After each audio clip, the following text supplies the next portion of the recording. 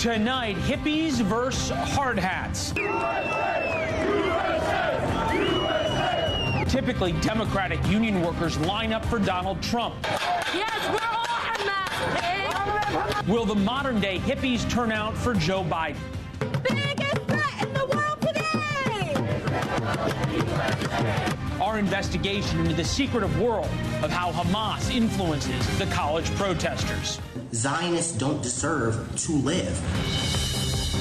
Boxed in. If I were the trial judge, yes, I would impose jail time. Really? Liberals want Trump in jail for violating a judge's gag order. Which to me is totally unconstitutional. I'm not allowed to talk, but people are allowed to talk about me. Why the judge is scared of enforcing his own order. Russian roulette. While Congress and President Biden celebrate sending arms to Ukraine, America still fuels its tanks with Russian oil. How we, the taxpayers, are funding both sides of the war in Ukraine. And game on. Can I tell you a fantasy I had? I don't know if you're going to debate your opponent. I am somewhere. I don't know when. I'm happy to debate him. Biden now says he'll debate Trump, and Trump says, let's go. He said today that, I'd love to debate, but he won't debate. I don't think he'll debate. Maybe he will. Who will show up, Sleepy Joe or the new Dark Brandon? By the way, remember when he was trying to deal with COVID, he said, just inject a little bleach in your vein. He missed it. All went to his hair.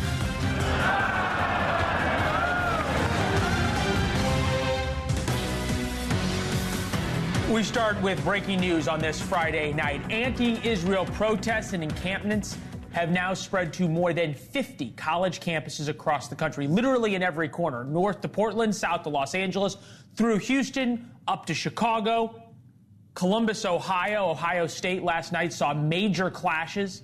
This is new video overnight from the clashes in Columbus. Obviously, the police in Columbus and in Georgia, a few other states, deal with things slightly differently than they do in New York. Tonight, we have the clearest indication yet that student-led organizations are in direct contact with the Palestinian terror groups and the Iranian backers they have. NewsNation has uncovered 2 accounts on the popular Telegram app, which students communicate with each other and the Palestinian Liberation Movement, both Hamas and potentially Hezbollah. One is called the Resistance News Network. The other is Popular University for Gaza. Daily messages are sent out, including this from the Palestinian Mujahideen movement. Quote, we call for the student uprising in American universities to be a real opportunity for a global popular uprising to stop the Nazi Zionist enemy massacres against our noble people in Gaza, and a true chance for the world's liberation from the demonic restrictions imposed by Zionism through its tools. The channels are a hotbed for propaganda, and they certainly lit up on October 7th when Hamas attacked Israel. Some of the content shared is Operation Alaska Flood was an act of decolonization, de-arrest primer, misreading Palestine, a practical appraisal of Palestinian violence, and 2 logics of war, liberation against genocide. The leaders of these student groups often repeat the talking points spread by these accounts. For example, Kamani James, who we've talked about all week. He started as a BLM organizer in 2021. He's the guy who said he hates white people. He's the leader of the Columbia encampment. Here he is talking about the visit from Republicans in Congress. Columbia has welcomed white supremacists into our campus while banning peaceful student protesters and deploying police and potentially military violence on their students who are predominantly people of color. Columbia has chosen the side of white supremacists and the side of the oppressor. This is also the guy who said Zionists have to die, same guy who said a couple of years ago that he hates white people. Students themselves and campus journalists are giving the rest of the world inside access to these encampments, oftentimes at great personal risk because they have walled these encampments off. They do everything they can to keep Jews out and at times to keep reporters out. Northwestern student reporter Logan Chicanio shot this video of protesters doing what they called arrest training. That's the arrest training there. Yesterday, we showed you how protesters assaulted him for simply filming him from a sidewalk. Miles McKnight sent us this image showing the flag of Hezbollah on campus at Princeton. If you're not familiar, Hezbollah is the Lebanese terrorist group that carried out the 1983 Beirut barracks bombings that killed 220 U.S. Marines, 18 sailors, and 3 soldiers. They've gone on to kill thousands more. These student protests either didn't know about that, they don't care, or maybe they like it. Logan is with us tonight, along with Matt Wilson, student at Princeton University, and Tracy Walder, former staff operations officer at the CIA's Counterterrorism Center, FBI agent, and NewsNation's national security contributor. Thanks to you all for being here. We appreciate it. Big picture, Tracy, are these protests organic? So thank you so much for having me, Leland. In my opinion, no. Look, I do think that there are people that have grievances that are peacefully protesting, but the reality is the scope upon which these protests are occurring, it's just too highly coordinated. And my alma mater, for example, USC, who cancels graduation, over 50% of the protesters were not current USC students. And what that tells me is that there's some kind of organized, almost advertisement going on in regards to these protests to show up. And that is a huge problem. And that tells me that these are highly coordinated. Yeah, the New York Post reporting that George Soros's Open Society Foundation, $7,800 for its community-based fellows, $2,800 to $3,600 for campus-based fellows. They spend 8 hours a week organizing campaigns led by, quote-unquote, Palestinian organizations trained to rise up to revolution. Logan, interestingly enough, and I think it's fair to say that there are some kids who are legitimately concerned about what's happening in Gaza. Reasonable people can disagree on exactly what tactics are used by the Israeli military in Gaza. That said, in all my experience, peace activists love talking to the press. They want to talk about their views. They're willing to discuss them. They have a moral righteousness that they believe. Yet when you went up and just were filming this encampment, you got attacked. Why do you think that is? You know, honestly, I'm not 100% sure. I can't speak for them, but this isn't the first time, to be honest with you, that I've had difficulty covering these sorts of protests on Northwestern's campus. Protesters are typically very contentious with media when it comes to covering them. As you can see, I had an unfortunate incident yesterday morning. Since then, haven't had any issues. Everything's been pretty smooth on campus in terms of coverage, which has been great. But also, like you said, there have been specific messages from the leaders of these organizations to not speak with media. They've been telling the crowd at the encampment at Northwestern, if media approaches people in the encampment, to tell them to only speak to organizers. So they've basically been funneling the messaging through select few organizers in the encampment. Fascinating. Matt, I guess if I was carrying a Hezbollah flag, I probably wouldn't want to talk to the media either. Or maybe I would. I don't know. But I guess this would be my question. Is there like a lot of places around Princeton University that sell Hezbollah flags? I don't even know where you'd get one.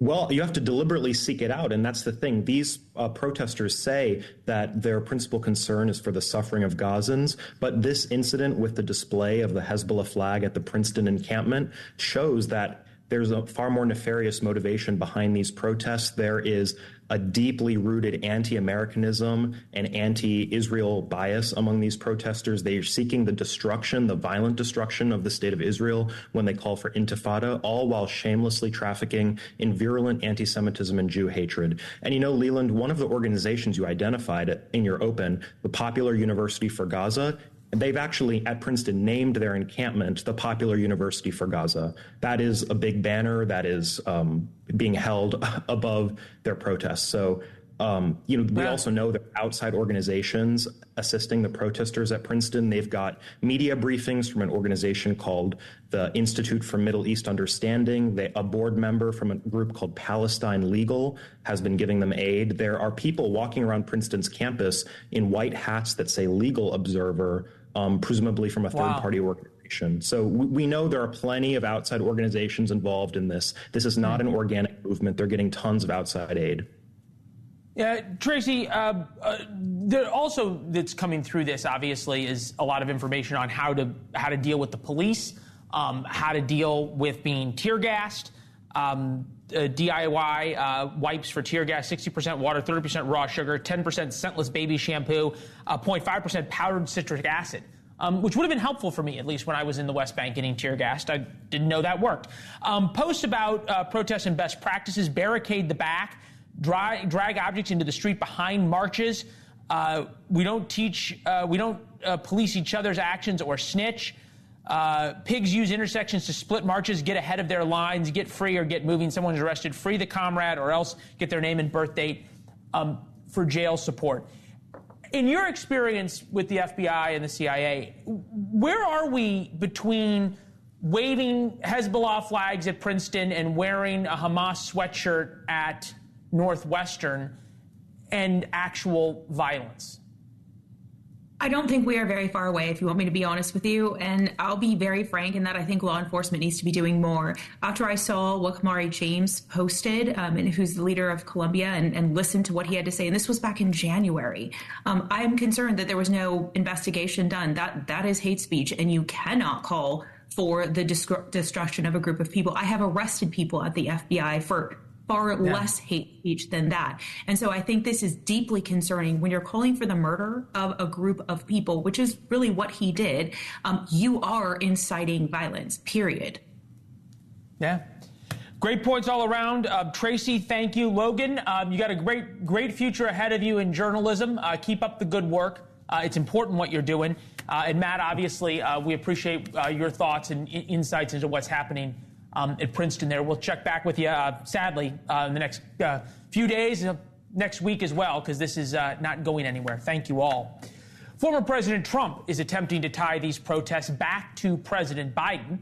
He compared what's happening now, the virulent anti-Semitism, the calls for violence against Jews, to during his presidency, for which he was deeply criticized, the rioting in Charlottesville, Virginia in 2017.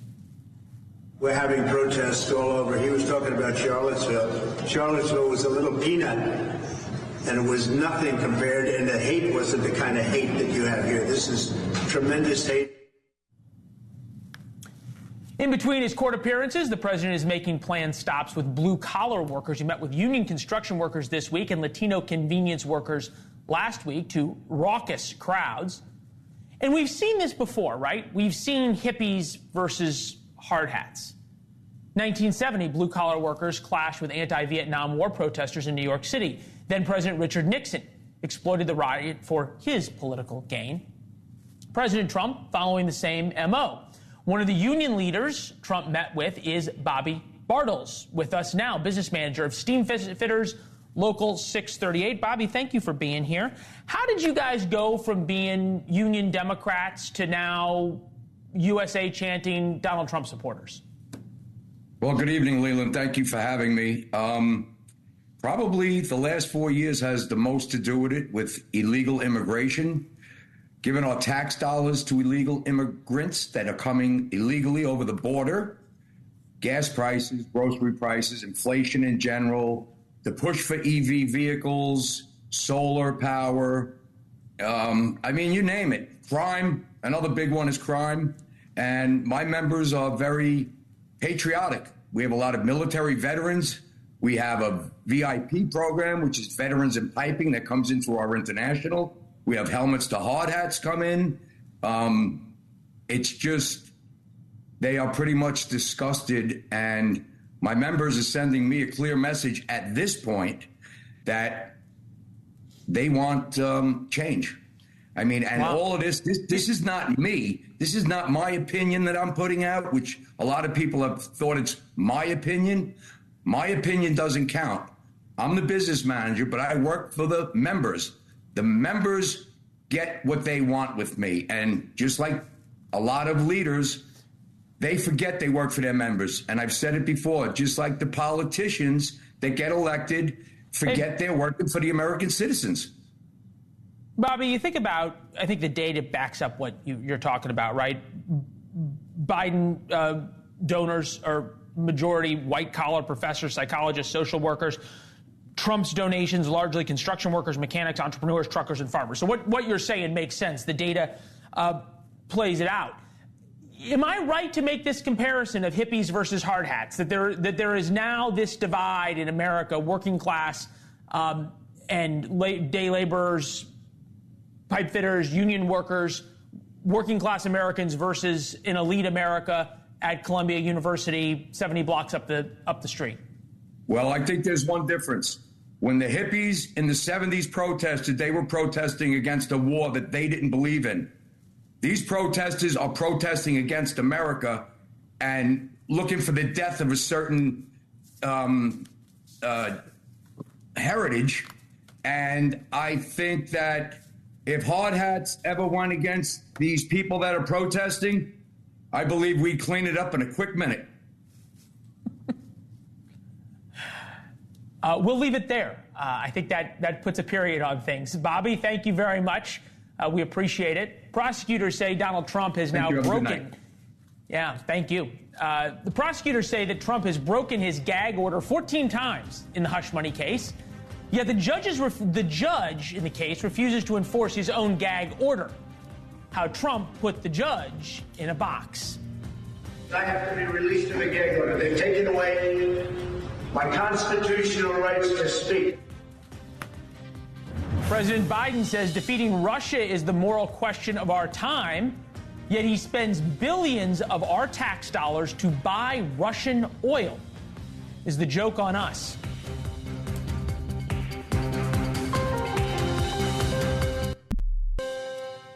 Donald Trump will not spend this weekend in jail. He's going to be down in Florida. A lot of people hoped he was going to spend this weekend in jail for violating a New York judge's gag order. His freedom and weekend on the golf course comes much to the chagrin of some MSNBC analysts. The fine is not going to deter, but incarceration will. So the question is, will the judge do it? And if I were the trial judge, yes, I would impose jail time. Maybe she would, but the Trump trial judge hasn't yet. In fact, the judge kicked the can down the road again and scheduled the next gag order hearing, not even for this week, for next week. The former president's been accused of violating his gag order 14 times since it was issued on March 26th. And a gag order is a big deal, especially when it's the former president of the United States who is running for president. Yet Trump's speech is so threatening to justice. It is so terrible. Trump all but dared Judge Juan Merchan to put him in jail by claiming he would become a Nelson Mandela-like figure. He was right. Now Merchan can't figure out what to do, nor can Ellie Honig on CNN. I'm not being hyperbolic here. This has to be an all-time world record. Yeah. I mean, I've seen people occasionally breach a judge's order, breach one of the courtroom rules once, maybe twice. And I tried some bad guys who didn't really care about rules, but 10 times, 12 times, 15 times, this is unseen in my experience. Michael Lacharo, former New York City prosecutor, defense attorney. Appreciate you being here. Thank you for having me, Leland. Gag order is a big deal, right? Especially if it's a defendant.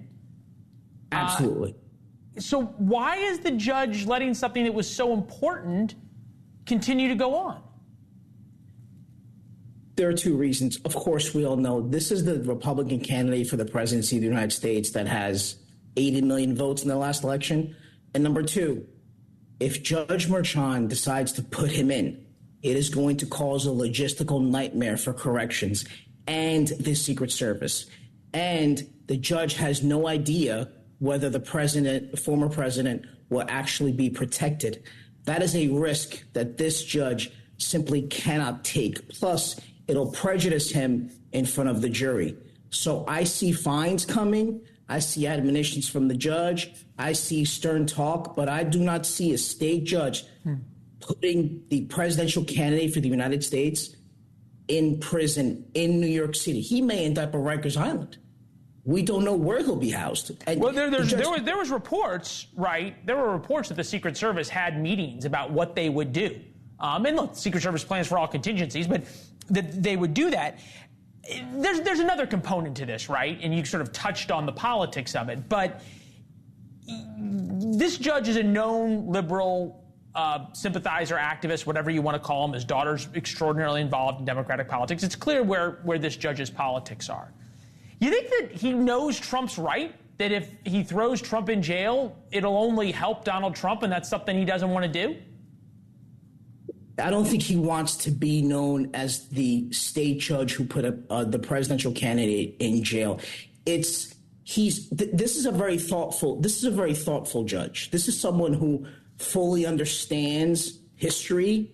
He's not a blowhard. He's very cerebral, and he fully understands all the problems that surround. This is the most unique defendant in the history of the United States. If he's sent to prison and someone was hurt, injured, or you're going to have serious problems. And there's no way this judge is going to place him in any sort of confinement. There will be fines. I expect large fines. And also, he kicked the can down the week because I think he's hoping for a week of quiet. So then he can say, okay, so well, the defendant complied for a week, so he's doing better, like a bad child who you want to behave. Huh. That's kind of interesting. Is he sort of hoping that Donald Trump gives him an off-ramp? Correct. Huh. And I'm sure Donald Trump's lawyers saying, please stop doing this. Yeah, I mean, that would make sense. And I guess, to be fair, over the past couple of days, Trump has been slightly more reserved. Right. I mean, he bought some mints today. Everybody laughed, so we'll move on. And the trial's moving very fast. Yeah, no, it does seem to be that way. All right, Michael, you're with us throughout the trial. We appreciate it. Thank you. We'll wait for Michael Cohen's testimony. As you said, that'll be the time to pop the popcorn. See you soon. Have a good weekend. All right. Donald Trump says he will debate Joe Biden. He says he'd do it right now, even at the White House. Is Donald Trump falling into a trap set by the president himself?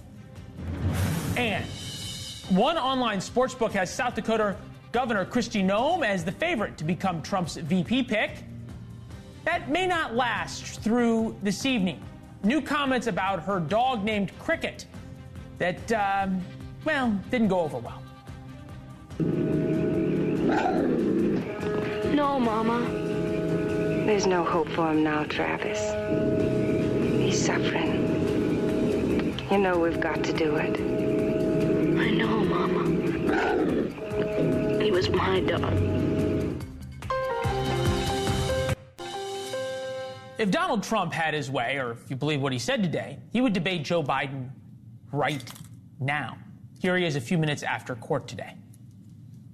I just want to say that I've invited Biden to debate. He can do it anytime he wants, including tonight. I'm ready. Here we are. I invited him to the courthouse that he has us tied up in. I'm here. I'm ready, willing, and able. And if he wants, I'll do it on Monday night, Tuesday night, or Wednesday night. Today, President Biden said he would debate, but hardly seems excited about it. Biden sat down with SiriusXM shock jock Howard Stern. All right, we don't have the soundbite, but he did say he would debate. Joining us now, Chris Hahn, NewsNation political contributor, host of the Aggressive Progressive podcast, Vince Colonnese, host of the Vince Colonnese Show. Gentlemen, good to see both of you. It's fun. Nice to have you in the studio. All right, Vince, is Donald Trump setting expectations just a little too high here? I mean, how could he? His opponent is Joe Biden. The guy needs, like, choreography just to move around a stage and to speak. I mean, earlier this week, of course, you had the big teleprompter moment where he says, 4 more years. Pause. Hold on. All fair points. Well, hold on. All fair points. Okay. But remember, the last time they debated, there was this one moment with Joe Biden and Donald Trump. Take a listen. The question Supreme Court Justice, radical left. Will you shut up, man? Listen, who is on your list, Joe? Who's on your list? Right. Gentlemen, I think this is so unprecedented. We have ended this segment. We're going to move on to the second segment. That debate ended terribly. A lot of chaos. For Donald Trump. In the polls, too. Went down 5 points. Yeah, I just think that the basics here for the American people are that, looking back, a majority of Americans think that they had a better situation under Trump than they do under Biden. That is just true, and that's an objective reality, and that's certainly the public. That number is going away. That number is going away, and people are going to remember that Donald Trump was president in 2020.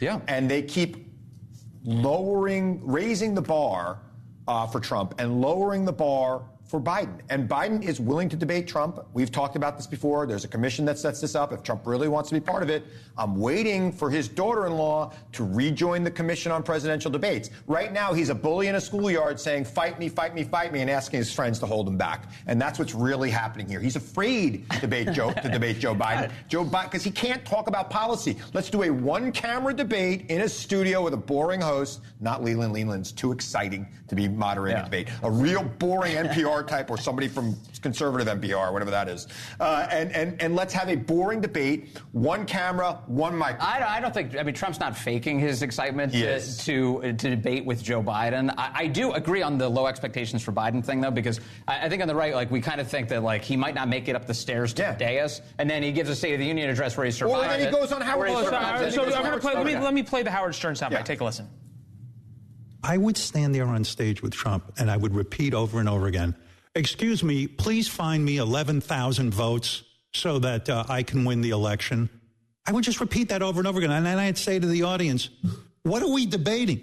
A man picked up the phone and wanted to say, fake the election, give me 11,000 votes. All right, so that was Howard Stern's advice. Yeah, bad advice.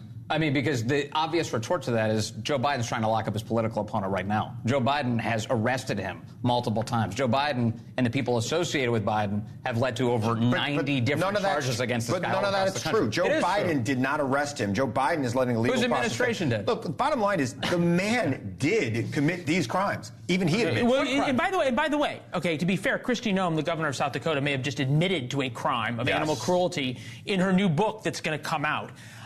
She talked about a dog that she had that was 14 months old, a very cute puppy, Cricket, that she hated, less than worthless as a hunting dog.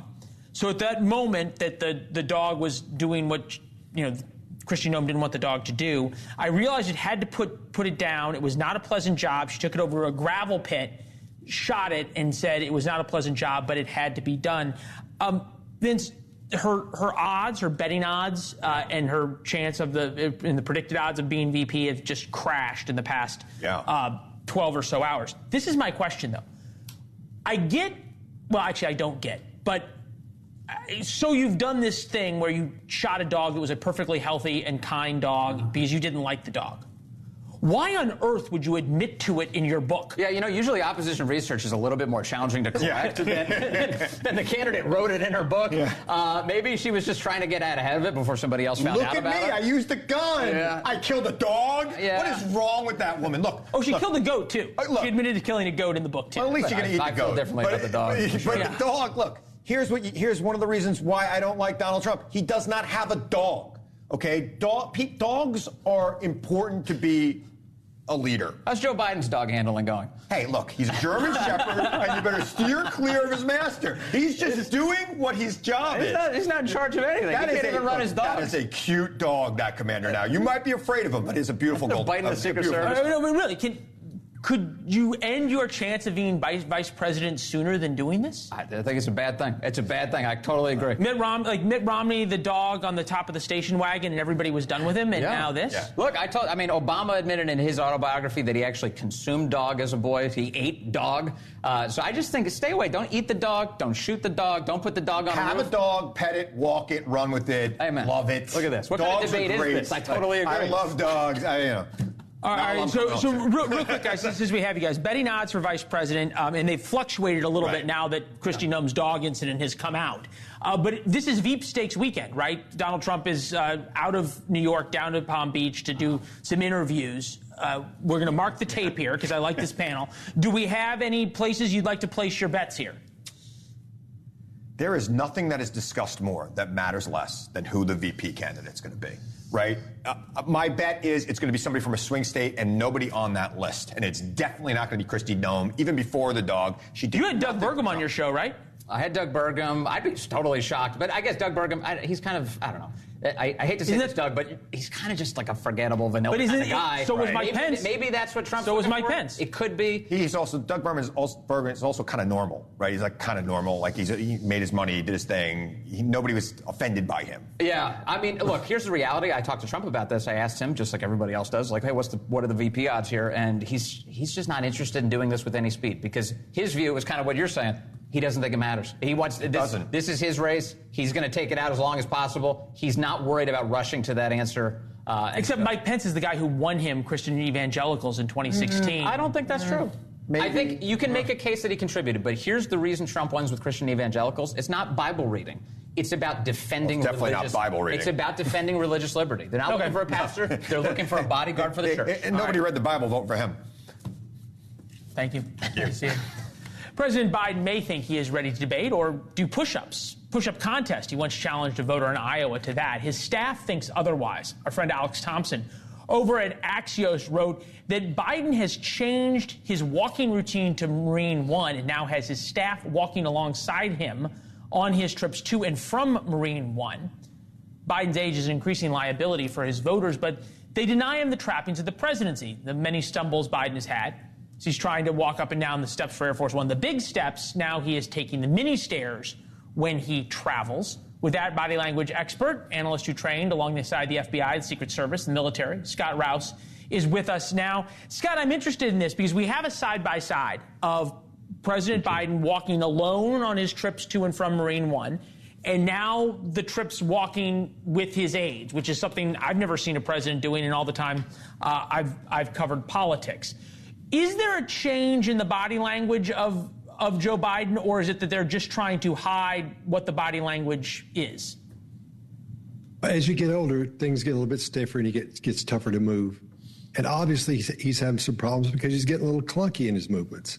When he turns his head, he uses his torso as he turns. These are classic signs of someone who's aging. Senior citizens do that, especially when after a while, as you know, your body just starts not shutting down, but it's old. So this all makes sense. It looks, for what's happening, it's normal. Everything is as it should be. Because if you look at the gait that the people around him, the way they're walking, theirs is very smooth. Their gait is smooth, right. And his is stiff. His is a little bit clunky. So it could be a situation where they're worried about him and they're afraid he's going to fall and they want to be there to get him. But I don't think they're blocking him from the press or anything, because obviously it's a great shot you can see of him. But I think there's a concern with the decline. So. Yeah, look, it also is different when you've got people around you. You make a great point, because in some ways, people around him make it sort of more pronounced because they look so different than he does. On the other hand, when you're walking alone, you're by definition alone. Interesting thing happened, I thought, today. I should add, I'm 41 and I'm already starting to feel, things don't work the same way. But President Biden this week went after Donald Trump in a way that you kind of hadn't heard before. It got personal and it was sharp. Here it is.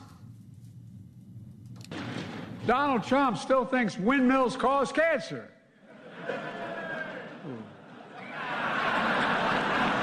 That's what he said. By the way, remember when he was trying to deal with COVID, he said, just inject a little bleach in your veins.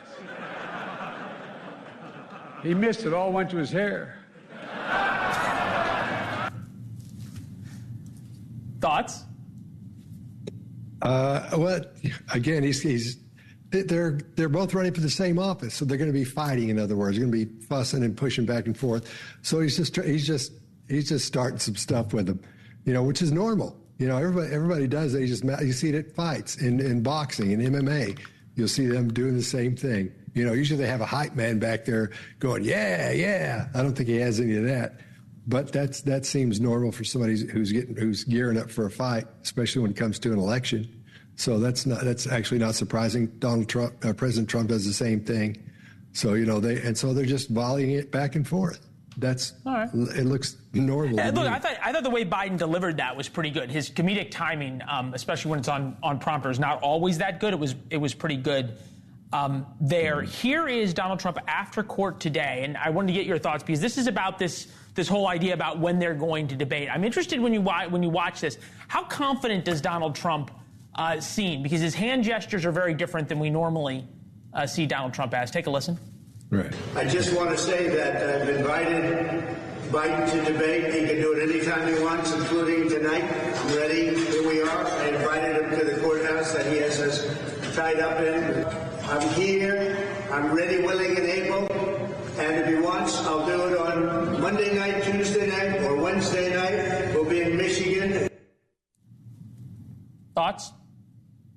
Yeah, I think he's worn out because he looks fairly tired. All the things that show us that he's not the Donald Trump that's on and ready to go, because His arms aren't up. We're not seeing illustrators. Those are things he usually uses when he's doing this. And and illustrators are the things we use when we emphasize specific words or phrases, like I did just then, specific words or phrases.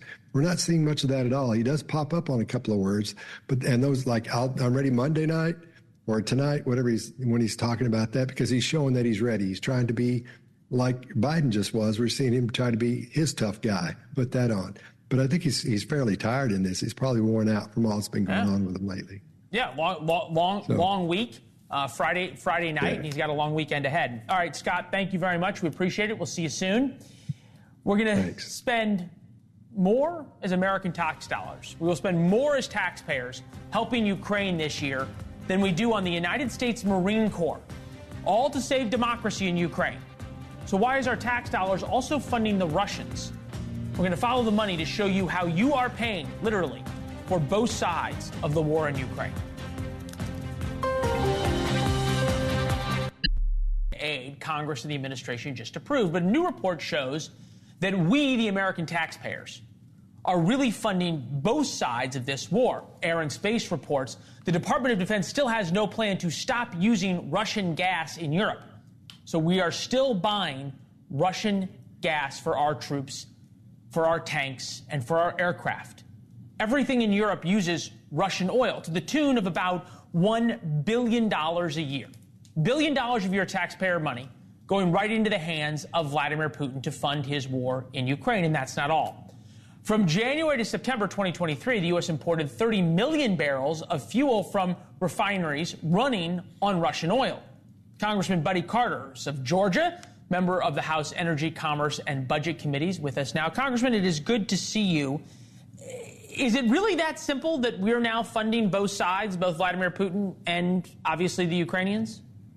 Well, it is, and it's true. We are funding both sides, and now it's even gotten worse because what the president has done is put this so-called pause on LNG exports, which is really just a ban on LNG exports, and that's causing our adversaries and our allies to have to buy more oil and more natural gas, which is lining his pocket and giving him the opportunity to fund. All right, Congressman, you're breaking up. I'm afraid that the internet connection of wherever you're coming to us from is a little bit shaky. I want to play for you a soundbite from President Biden at the State of the Union talking about why it's so important to fund the war in Ukraine, to give more money to the Ukrainians. Take a listen. I spoke from this chamber 1 year ago, just days after Vladimir Putin unleashed his brutal attack against Ukraine. A murderous assault, evoking images of death and destruction Europe suffered in World War II. Putin's invasion has been a test for the ages, a test for America, a test for the world. Would we stand for the most basic of principles? Would we stand for sovereignty? All right, so help us understand that. And it doesn't make sense to me, but can you square the circle for us of why it's so important to help Ukraine, but yet there's domestic policies, as you point out, liquefied natural gas policies that are helping Vladimir Putin? And this is typical for the Biden administration. Everything he has done in foreign relations has failed. I mean, let's face it, the botched Afghanistan withdrawal, his poor response to Biden's invasion of Ukraine, and what he's done to appease Iran, and then the southern border in America. Everything he's done in the way of foreign policy has failed. And he's failed the American people by showing weak leadership. And now our adversaries think they can do anything in the world, and they're trying to. Look, you have to, I think, point out there's a domestic political consideration here, right? Because the liquefied natural gas thing is a big deal to climate warriors. So if he doesn't do that, he's in a pinch. Same with the protesters. To be fair, from the DOD, the department, meaning the Department of Defense, is currently working with the military departments to specifically address the feasibility of eliminating dependence on Russian energy to meet the requirements of the fiscal year 2023 NDAA. The feasibility. So we're going to keep buying Russian oil for a long time. Evidently, that's the case. And I can assure you we'll continue to buy it throughout the election because he does not want to see the price of gas spike here in America. That's why he's buying it from Russia like this. And listen, that is shameful. It is shameful that he would use this as a political tool, that he would put the American people at risk because of politics. Congressman, pardon me. Thank you very much for being with us. We appreciate it. Have a good weekend in Georgia. We'll see you back here in D.C., sir. Okay, thank you. Thank you. I have a little water in my throat. New video of the protests across America. This was Columbus, Ohio. Back with exactly how the weekend is going to go for these protesters.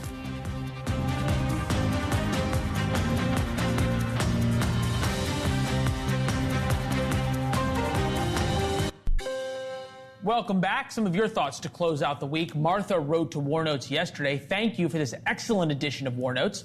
I hadn't seen the news of the pier being destroyed anyplace else. Martha's talking about Hamas attacking the American-built pier in Gaza, designed to bring in aid. The American airdrops over Gaza didn't do much. Hamas steals all the aid, so President Biden promised to build a pier and put American troops in harm's way to do it, to bring aid to Gaza. And Hamas attacked the pier. No surprise, this is the first place you're hearing about it. Tom wrote, USC cancels main stage commencement. This is the second time this graduation class has got burned, high school due to COVID, and now so sad. Great point, Tom. This graduating class of 2024 didn't get to graduate high school in 2020. There's a difference, though. This time there's a choice. University presidents could end this by tomorrow. They've done it in Ohio, they've done it in Georgia, they've done it in Florida, simply by enforcing their own rules. Monday, we're going to look into Columbia's board. Shows you why the universities won't take action. Angie wrote to us on Twitter, just like hating Jews, that is acceptable. It's always been college campuses, or at least for the last couple of decades. The media just covered it up. Democrats encouraged it. And now they want me to pay for their student loans. The media thinks that's great, too. Angie's on to something. We're at a crossroads. The spring of 1776, the spring of 1865, the spring of 1968, now the spring of 2024. Hard to believe it's almost May, one of the last weekends before the summer starts. Hope you get some time to spend it with someone you love this weekend. Be with them, spend time without your TV, without your phone. Here's Chris.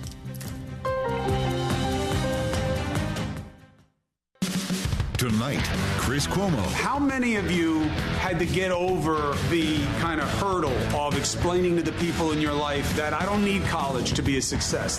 And host of Dirty Jobs, Mike Rowe, take on the explosion of jobs in the trades. Do you think about going to college? I did for a year and a half. It wasn't for me. And meet the blue-collar millionaires. And I've made a lot of money. Starting now on this special edition of Cuomo, Trading Up with Mike Rowe. Hey, everybody, I'm Chris Cuomo. Tonight, this is a treat. We're going to right a wrong. We're going to start a conversation about getting our kids and our economy to a more profitable place for all of us. Talking about the reality of the need for and the appetite for, or and the appetite for, or and the appetite for, or and the appetite for, or and the appetite for,